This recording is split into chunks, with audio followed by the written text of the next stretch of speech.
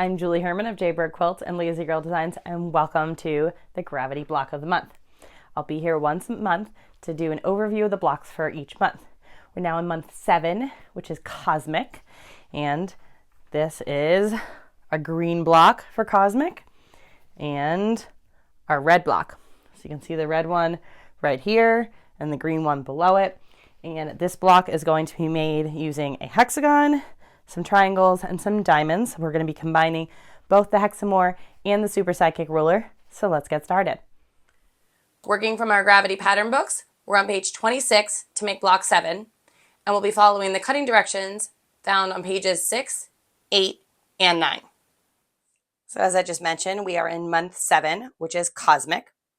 And again, as we've been doing all the previous months, we are going to start with 10-inch squares, cut them into shapes, turn those shapes into blocks. For Cosmic, we need a few different things. We need hexagons, we need some triangles, and we also need diamonds. Now, we have cut diamonds before, and most notably, I talked about them in month 1, but back then I didn't have the kit fabric that has the pinked edges. I had just squares that I had cut. So I want to go over that again to show you how to treat fabric with pinked edges when cutting diamonds, specifically when you're looking at E and you need to cut at least 2 diamonds from each strip.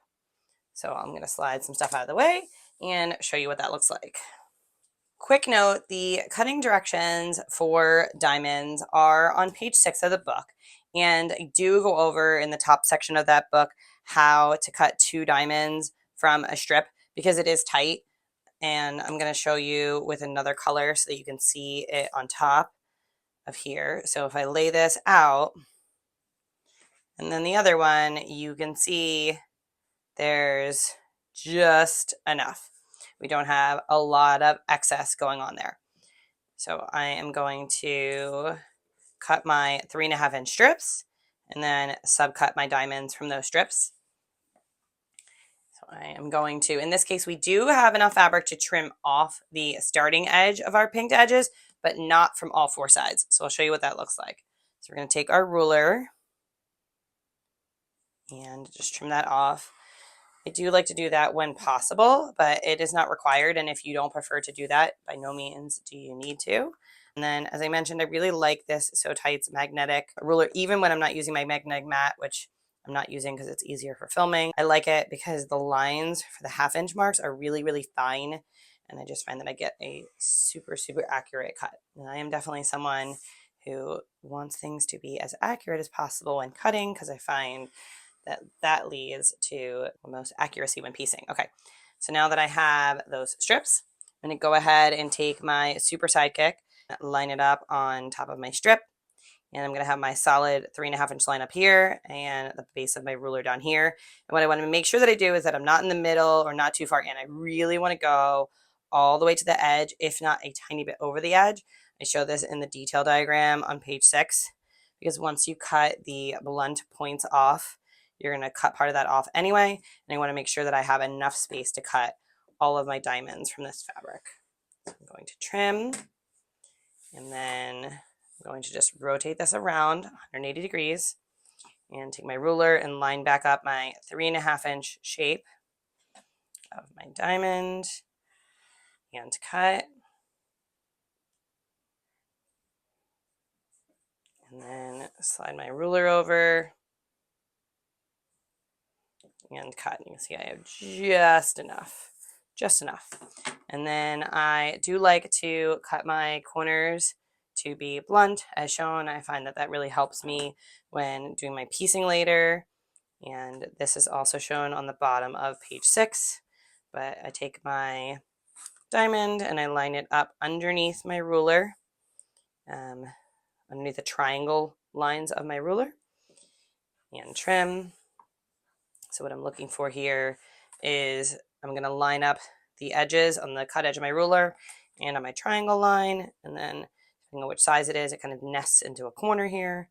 That's one more check for you. I do like to have multiple checks when doing things. And then when you're cutting your second one, your first one should line up on the solid line up there. Lots of double, triple checks. Always good. So I will repeat this with my second strip so that I get 4 diamonds out of my E fabric. And then I will cut triangles from my D and F fabrics and a hexagon from my A fabric. And I showed you last month, there are multiple ways to cut a hexagon. You can do a method that I showed last month, which is kind of good if you want to fussy cut. In this case, this fabric actually kind of has some things where you might want to go ahead and decide exactly where you want your hexagon. But I will show you again how we cut it from a strip. So we are simply going to trim off a little bit of my edge there. In this case, I need a 6.5 inch strip. My ruler is 6.5 inches wide. If yours isn't, you can go ahead and butt up 2 different rulers together. And now, since I only need to cut one, I can kind of decide, do I want it more like this way and have like the brighter, or do I want that more? And I kind of like this dark piece. I just think it's kind of fun and interesting. So I'm going to line up my hexagon over here and simply trim and trim. And then rotate this around.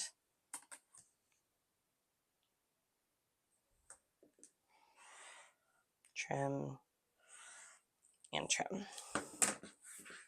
Easy peasy is our hexagon. And then our triangles can be cut from any of my rulers, the Sidekick, Super Sidekick, or the Hex N More. And I'm just going to cut one strip, even though I will need 2. I'm just going to demonstrate real quick. So again, going to cut off my pinked edge.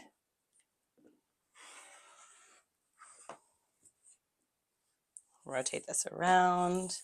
And when possible, I do really like to leave that letter clipped on. It really helps to avoid confusion and mixing up of fabrics. So as you know, things can get mixed up easy. And as I showed you with my purple and yellow blocks last month, sometimes I do make mistakes and things get pieced together wrong. Luckily, you can always usually take them apart and fix them. So if I wanted to cut triangles with my Hex N More, that's how I would cut it. And then I'm going to show you with my Super Sidekick. Very similar to how we just cut our diamonds. Line up our solid line here, our base of our ruler here.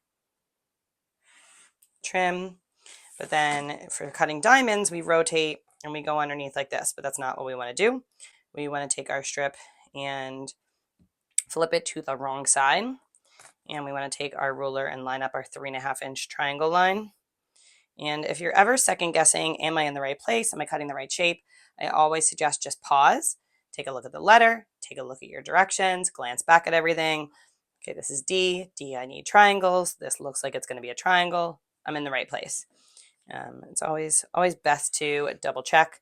And if you end up making a mistake, keep in mind you usually have enough fabric with one of the other ones to kind of make up for it. There's lots of ways around it. So then I just flipped my fabric over to the right side, and I just have to keep realigning it underneath and then cutting down the strip. I really do like cutting triangles with the Super Sidekick or the Sidekick. I do prefer that over the Hex N More. The Hex N More is great as well, but I think I just prefer this for cutting triangles. So I'm going to go ahead and cut out another strip because I need more than 3 triangles, and I'm going to go ahead and cut all of the shapes that I need out of my red and green fabrics so that I have everything needed to go ahead and piece block 7. Thanks for watching. If this video was helpful for you, be sure to like it, leave a comment below, and subscribe to the channel. Show us your progress on your gravity blocks in our Facebook group. We'd love to see how you're coming along with your quilt. The link to the Facebook group is below. I'll be back here in the next video to show you how to piece block 7.